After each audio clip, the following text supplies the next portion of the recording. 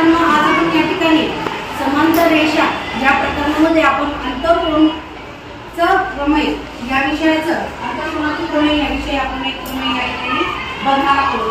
तर त्या ठिकाणी दोन समांतर रेषांना एका छेदिकेने छेदल्यावर कोणत्याही एका बाजूला असणारे आंतरकोन एकमेकांशी पूरक असतात। बघा या ठिकाणी विद्यार्थी मित्रांनो, या ठिकाणी आपण दोन समांतर रेषा काढलेल्या आहेत।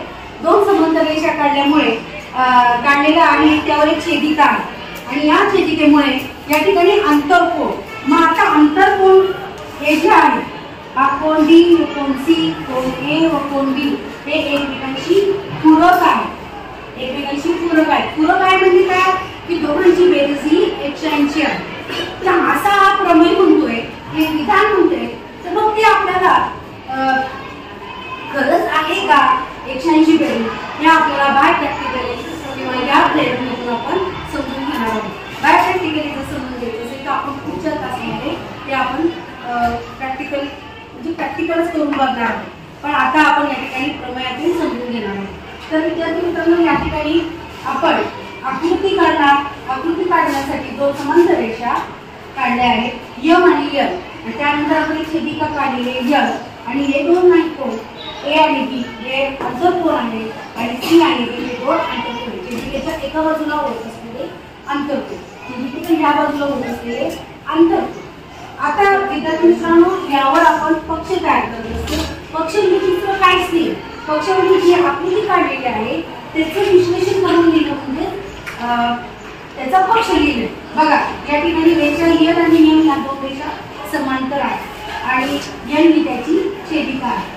ते आपण जी आकृती काढली तेच मी पक्षात लिहिलेले। आपल्याला साध्य काय करायचंय की जे आपल्याला बघायचंय की खरंच या दोन कोणाची बेरीज 180 आहे का, या दोन कोणाची बेरीज 180 आहे का, हे आपण साध्यमध्ये लिहित असतो। सिद्धता आता बघायची आपल्याला की कोन ए व कोन बी यांच्या मापाची 3 शक्यता आपल्याला असू शकते। आपली अप्रत्यक्षरित्या हा प्रमेय या ठिकाणी समजून घ्यायचा आहे।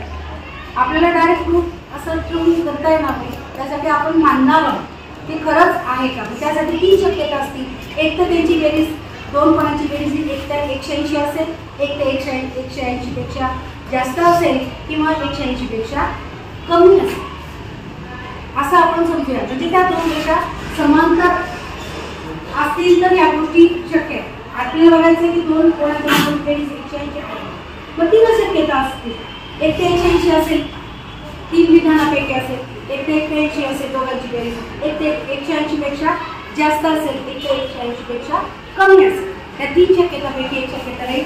तर त्यामध्ये पहिली शक्यता आपण या ठिकाणी बघणार आहोत। या ठिकाणी ती समजा एक शक्यता आपण बघणार आहोत, समजा कोन ए व कोन बी, कोन ए व कोन बी यांची बेरीज ही 180 पेक्षा कमी आहे। इकडे दोन म्हणजे 180 पेक्षा याची बेरीज कमी आहे। मग असं असेल तर मग काय होईल बघा, जर दोन समांतर रेषा असतील, मी पुन्हा आकृती काढून दाखवते तुम्हाला। जर 180 पेक्षा कमी असेल तर हे जे कोण आहे बघा इथं जर दाखवायचं म्हटलं तर 180 पेक्षा आता याचं जर पाहिलं तर हा काटकोनी दिसतो, हा काटकोनी दिसतो। पण मग आता 180 पेक्षा कमी असेल तर स्वाभाविक त्यांची अशा पद्धतीने ते इकडचे जवळ येत असेल। या ठिकाणी आपण बघतोय बघा, हा रेषा यल, यम आणि यल, या ठिकाणी हे जे कोण आहे हे 180 पेक्षा कमी, बघा यांची जर बेरीज पाहिली तर आता 180 पेक्षा कमी। तर मग काय होईल, हे पुढे पुढे पुढे पुढे जर रेषा वाढवल्या तर कुठेतरी ते एकमेकांना छेदतील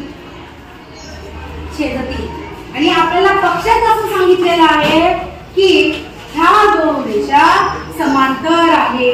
काय आहे की त्या एकमेकांना छेदतील। हे युक्लिडच्या गुणकानुसार आपण पाहिलेले की दोन रेषा अशा जर वाढल्या एकमेकांना छेदतील, 180 पेक्षा बेरीज कमी आहे म्हणून छेदतील। म्हणजे परंतु आपण पाहिलं की रेषा यल व रेषा यम या काय आहे समांतर आहे। हे पक्षातच पाहिलेलं आहे, आपल्याला विधानातच दिलेलं आहे या रेषा समांतर आहे। म्हणजे हे जे विधान मांडलेलं आहे ते कसं आहे मग असत्य आहे। म्हणजे आपल्याला आता आपल्याला समांतर रेषा दिलाय त्यात छेदतंय, म्हणजे हे विधान जे मानलं ते काय आहे मग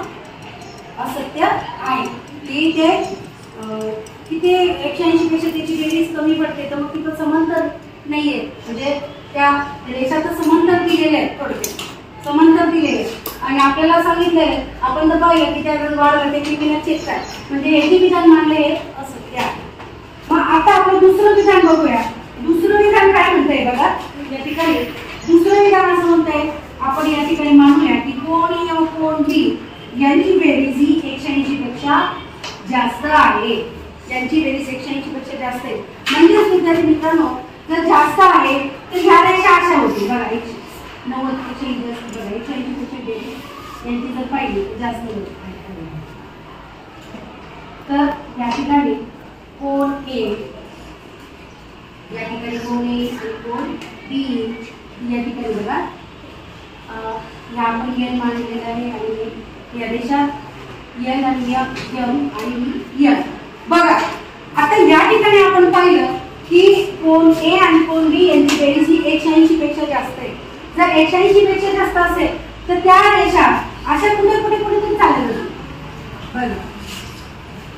या रेषा अशा कुठे कुठे कुठे चालल्या बघा, कुठे खेळल्यासारखे मिळाले बघा. या ठिकाणी ही जर रेषा अशी वाढवली अशा कुठेतरी चालली बघा. मग आपल्याला पक्षात काय सांगितलंय, परंतु रेषा एन आणि एम या कशा आहेत, समांतर दिलेल्या आहेत. मग आपल्या या समांतर आहेत का नाही, म्हणजे यांची बेरीज 180 पेक्षा जास्त असणार आहे का मग नाही. इथं सुद्धा प्रूफ झालं की 180 पेक्षा याची बेरीज जास्त असणार आपलं असणारच नाही, तर ती रेषा समांतर दिली आहे. आणि जर जास्त असेल तर रेषा समांतर राहत आहे का नाही राहत. मग आपण तिसरं विधान जे मांडलेलं आपण बघा, रेषा कोण ए व कोण बी या 180 बरोबर यांची बेरीज जर आली 180 पेक्षा कमी नाही आणि जास्त येईल तर ती बरोबर आहे. हे तिसरं विधान या ठिकाणी आपल्याला जे आपण मांडलेलं आहे ते सत्य ठरत आहे.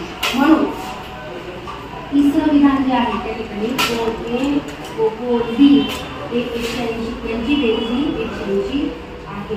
हे सिद्ध झालं, हे अप्रत्यक्षरित्या सिद्ध झालं, अप्रत्यक्षरित्या सिद्ध झालेलं आहे.